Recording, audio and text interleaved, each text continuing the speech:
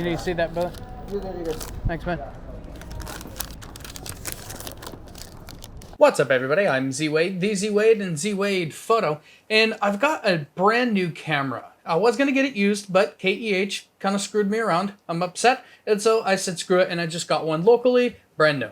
Now, this isn't something I particularly need right now, but who says you need something? I kind of just want it, and I'm going to tell you why. First off, why don't I need it right now? Because at the making of this video, I still have the Nikon Z5C. If you've been watching for a while, you know that I'm interested in selling it. And by the time you see this, I may have already sold it. Well, I need a camera 3. So I kind of will need this when the Z5C is gone, but I don't need it right now. On October 1st, 2022, I was on live stream with AP Studios and friends, and we were doing the monthly photo review, and there was an amazing sunset that an individual just so happened to have his camera on him, and he took a picture of this wicked, wicked sunset. Check it out. Now, seeing that screen grab does not do justice to how it was at the live stream. I encourage you to go check that out. Now, that used to be me. I used to never leave the house without a camera, and I kind of got away from that. I got the ZFC for that purpose, and I just got tired of fooling with crop sensor lenses, and I couldn't get the focal length that I wanted except in a DX lens, and, you know, I just don't like the 16 to 50. So I don't want to walk around with the 28 necessarily. I don't want to walk around with anything that I'm scared to get stolen. So to get a good focal length that I want, I would have to carry the 14 to 24 f2.8s, and I don't want to walk around with that everywhere. It's too big and it's too expensive. So my camera that I want to take with me everywhere, never leave the house without a camera, it just couldn't be the ZFC or any of the lenses that I currently have. So what's the solution? Thanks for coming in. Appreciate it, man. The Nikon Z5. Now, initially, I got this from KEH. I ordered one from KEH, sub $1,000 in excellent plus condition. I used the 5% coupon with an email that I've never used before. And I did my credit card, and they got it going. And then right at the end of the day, they said they had trouble processing the card. So I went to my Discover app, and I saw that, oh no, it definitely went through. And I tried calling them, and of course it was the end of the day, so nobody answered. And I just said, I'm not fooling with this. Frustrating. And so I just ended up going to Best Buy because they had one body only in stock, and guess what? I use the exact same credit card, no problem. So I don't know what KEH's problem was. You were the last one, KEH. Don't join the MPB club. So opening up the box, first up, we have a hard copy of the manual in English and Spanish. We have the warranty, that's good. Now let's see what we've got inside the box. We have the charging cable because the Z5 is capable of USB-C charging. We have the neck strap, which will remain in here forever. I actually have a different strap that will be perfect for carrying this around safely to where it can't be stolen off of my body. I'll do a review of that later. It has not arrived yet. We have the goofy wall dock. These aren't particularly, these aren't particularly great. I don't like this modular system, if that will focus. I don't like that modular system. I think it's a little silly. I like the ones that are built in that flip out. And we have the goofy little piece. We're going to go ahead and connect that right now. Otherwise, it will be lost.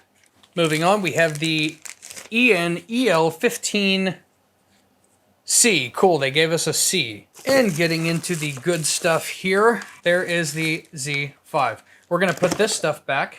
I don't need the USB-C cable because I don't charge that way. We'll keep the charger out. We'll put the instructions and the warranty card in here. Ow. Oh my God. Dude, the box got me good.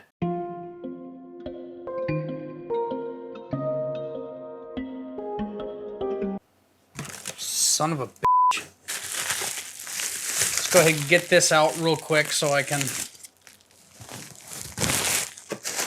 package up all this in case I ever need to sell it. Although I will mention that with something like this, I plan on really keeping this until the shutter fails, and then after that switch to the electronic shutter. I don't plan on doing art with this. I plan on just having this forever, a full frame that I can have on me all the time and until it's done. We're gonna add this to the collection real quick.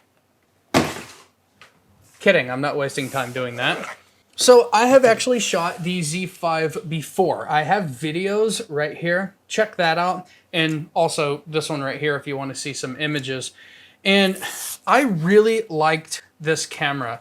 And I mentioned that had this been out whenever I got the Z6, the original Z6, my first mirrorless camera, I probably would have opted for the Z5 because I don't really do a lot of fast action. And really, I'm a portrait guy. And really, you hear some complaints about this camera, but for the most part, the reviews on it are really positive because it is an extremely good camera. And here's what I have to mention. If you're considering getting a Z6 or a Z6 II, before you pay double the price for a Z6 II compared to this Z5, I think it's about double. Before you do that, really evaluate the kind of photography you want to do. Because if you're not doing action, I wouldn't even spend your money on the Z6 II. If you're not interested in doing a lot of high quality video, I wouldn't bother getting the Z6 II. If you're a kind of a slower action or a portrait or a landscape or a street photographer, there's no reason that you should, not get the Z5.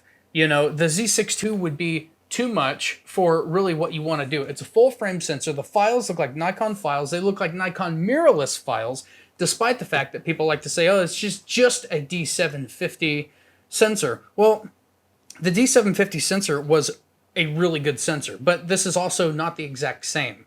Okay, I've shot both, not side by side, but I've shot a D750 extensively, and I've shot Nikon's mirrorless extensively, and there is a difference in the look of the file, in my opinion. Of course, I have a pretty ridiculous eye that gets me in trouble when it comes to these things, but I tend to pixel peep once I notice these differences. But I've shot both of them pretty extensively, and there is a look to Nikon mirrorless, and this has that look. So if it's the same base sensor, I can tell you the ISO performance is better on the Z5. I like the files off of the Z5 better. Got a brand new camera here, and I'm already getting Neosporin on it. Now the Z5 and the Z6 and 6.2, 7, 7.2, they feel really, really similar, and they're both weather sealed. But the Z5 does have less metal in the chassis. It's got metal on the top and metal on the bottom, I believe. But there's more plastic than there is on the Z6 II and the 7.2 and the 6 and the 7. They're magnesium alloy through and through. And this just has more plastic. But that's okay, because this is a banger for me, okay? So this is, like I said, every time I leave the house, I'm taking this with me. And so as long as it's weather sealed, I'm totally fine. If I drop it, then, I'm not hurting as bad as I am if I take out the Z6 II. And that's another point why this is a better option than getting, say, like another Z6 II. I love the Z6 II with all of my heart, right? And it is a better camera than this one in most regards, right? They share a lot of similarities, but it is a better camera. It's also twice the price. I don't want to carry that around with me all the time because that is a work camera, okay? I do a lot of stuff with the Z6 II. I can't afford to have that stolen or, exposed to the rigors of just having a camera like all the time. I can't have it on me all the time. So again, that is why we have this. Just like the 6, 7, 6.2, and 7.2, we have, 3 different user modes. That's going to be rather hard to see. We have 3 different user modes, which is fine for me. I really only use 2 of them. I use U1 for just kind of everything, and the U2 I set up for flash, and it's just because I have different function buttons. One of the front function buttons, it actually works as a depth of field preview, not to preview depth of field because I don't care about that, but it's a good way whenever you're setting up your flash, you can hold down that depth of field preview and it turns off the automatically adjusted for flash where like you can't see your exposure, and that allows me to quickly get my background exposure where I want it, and then you let go of it and it brings up that really annoying like constant look, you know, that doesn't show you your exposure. And so the third one is, you know, I won't use it at all, just in case you don't want to go watch the other reviews I have on the Z5. The mode dial is really clicky and I like that. I think it's in a better location. I don't care about the lack of a top screen because I don't really use that anyway. I actually think it would have been a better idea, a better use of real estate on the 6 and the 6.2 and the 7 and the 7.2 and even the Z9 to have the little top LCD display actually on this side and let the mode dial be on this side, because it is kind of nice to reach that. And I don't care about the lock button. Some people might prefer that. I don't care. I actually think the lock button on the Z9 is kind of annoying. I have a hard time quickly getting over there and doing it. I like the top one better, but this one doesn't have one, but it's nice and tight, so like, who cares? Speaking of who cares, that's something beautiful about the Nikon Z5. It is, for me, it is an escape from the bitchiness that you get from camera consumers. There's a lot of who gives a damn in this camera. So obviously it doesn't have a flippy screen. Who gives a damn, right? This is a photography centered camera and it doesn't flip around, right? So who cares? It doesn't have a lock button on the mode dial. Who cares? It has less magnesium alloy in the chassis. Who cares? It doesn't have an LCD screen. You know, who cares? You get the point. This is very much a bare bones camera that overperforms, okay? Some people say it's too expensive at the price that they demand for it, but I actually argue that in the Nikon mirrorless space, this camera at most is appropriately priced, but I do feel that this camera, even at 4.5 frames a second, who cares, right? Who gives a damn, right? That's another who gives a damn thing. Who cares? Because this, if you know what you shoot, right? If you know that you don't really shoot high action, you're like me, you hate sports, right? I don't like shooting sports. I won't even do it for money. It's a great low light performer. You can watch my other video. I'm going to have videos coming up on this, but I'm just telling you, if you're shopping right now, go watch the other videos that, excuse me, almost choked. Don't chew tobacco, guys. It's a terrible habit. If you're shopping right now, check out the other videos. This is a great low light performer. It's better than the D750, okay? There's no reason to buy into DSLR if you're a new photographer or if you're upgrading to full frame for the first time. The Z5, to me, is the reason that you don't do another DSLR, because it's better than its predecessors. It's cheaper than its predecessors. In fact, in a lot of cases, I have seen some D750s, definitely the D780. They're way more expensive than this, okay?